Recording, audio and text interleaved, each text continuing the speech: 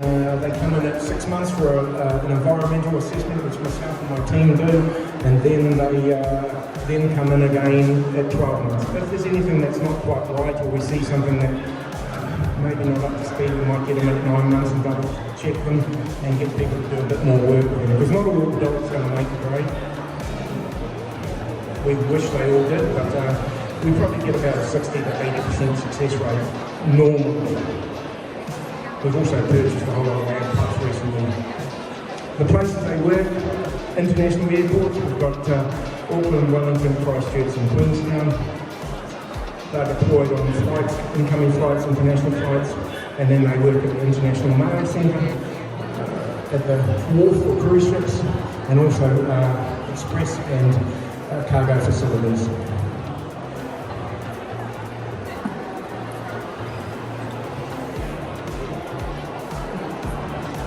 So he's going to get a second biscuit on this one. So we only ask for one response, which is nose on bag, and then we mark it with a good, and then we feed it. No fancy stuff, just basic positive reinforcement, maybe a bit of a pat from time to time, but normally it's just for the biscuit they work for.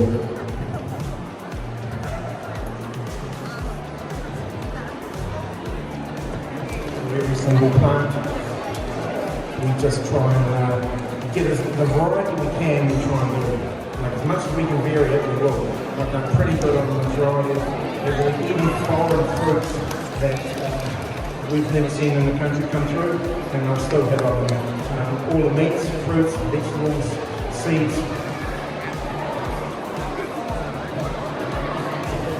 See how he holds his nose? That's what we want. So a lot of the time on a backpack, say someone's carrying a backpack, they might have a pocket.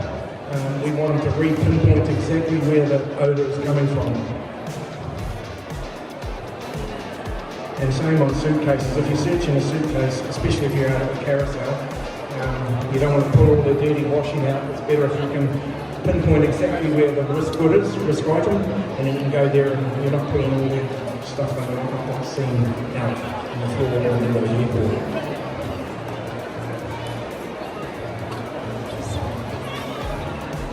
They work a 4-on-4 off shift. They do about 20 minutes each stint, and then the handler swaps over and the other handler ends up searching for the other handler. On their 4 days off, we have a $7 million kennel facility. And people say, oh, they're in kennels, but I tell you, I could live there and sleep there. They have heated floors, swimming pool, and looked after 7 days a week by the other kennel staff. They go for walks with kennel staff, swims, all sorts.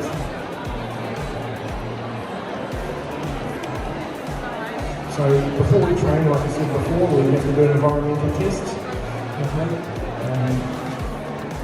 That includes all the environments we work in. So we'll test them in the airport, out the back of the airport, we'll test them at mail centres, wharf and all that before we start training. Because there's no use a dog that can't manage the environment or is a bit unsure of the environment. We can fix some things.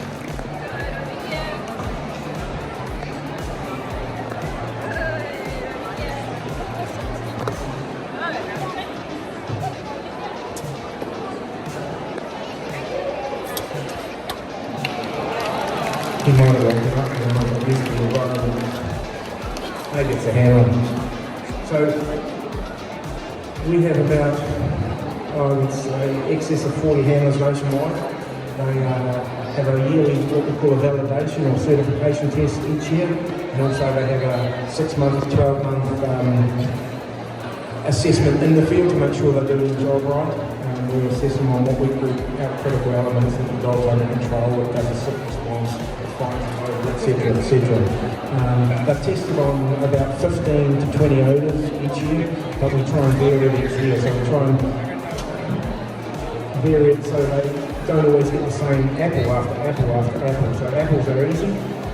We try and mix it up with all the different meats and different fruits and veggies.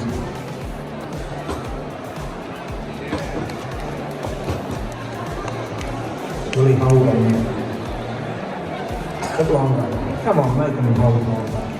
It's got to deserve his biscuit.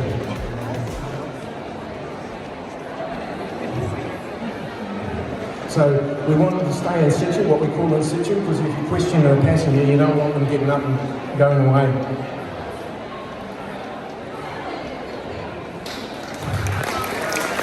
what we'll do